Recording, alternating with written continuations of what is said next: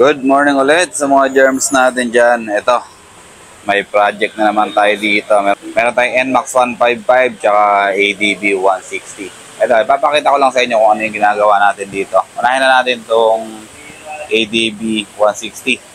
So itong ADB 160, ang project natin dito ay rewiring ng kanyang MDL. Existing na yung MDL niya. Papalitan lang natin ng harness natin. Ito yung nilagay natin na harness, yung dalawahan lang na relay. Ibig sabihin nito, high and low lang yung gagana dito, pero meron siyang passing. Talagyan natin siya ng passing.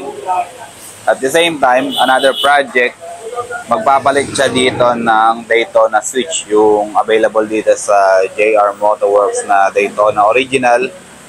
Magpapalit siya left and right kasi meron na siya dito existing na quick throttle. Daytona rin yung nabili niya dito.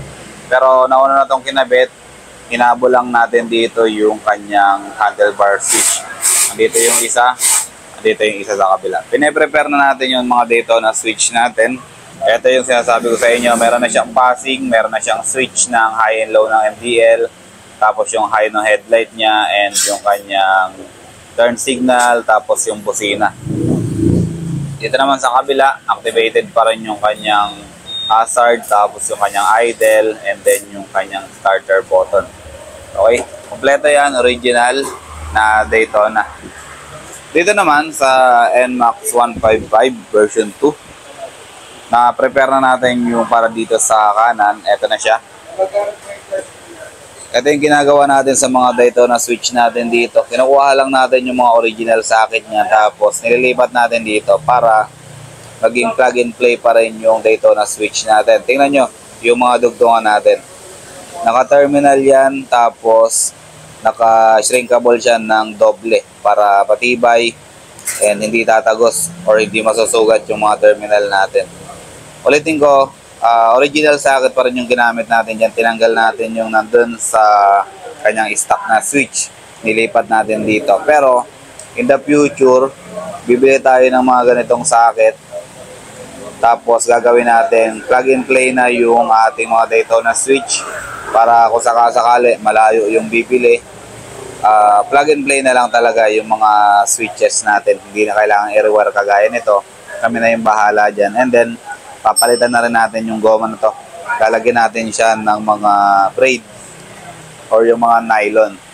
So ito, left and right din. And syempre, quick throttle na rin yung gagawin natin dito. Dito yung quick throttle, at dito yung handle switch niya. Sasalpak na lang natin yan dyan. Tapos dito naman sa kaliwa, yung passing, high and low, tapos yung high nung stock na headlight, turn signal, and syempre yung horn button natin nandyan. So ayan yung project natin ngayong umaga dito sa dalawa na to. Andyan si Lloyd, tapos si Kuya Mike, sila yung gumagawa ng project na yan. And then dito naman sa labas, meron tayo dito mga minor and major PMS ng mga ADB 160, ADB 160. And dito, meron tayong Honda Click dito. Ayan, sa mga gusto magpa-PMS, punta lang kayo dito sa shop, JR Motorworks. Located kami dito sa 249 East Bank Floodway, Barangay San Andres, Cainta, Rizal. Along highway lang kami, makikita nyo agad yung shop namin. Marami nakaparadang ADB, marami nakaparadang NMAX, okay? So, kita-kita tayo dito sa shop. Thank you.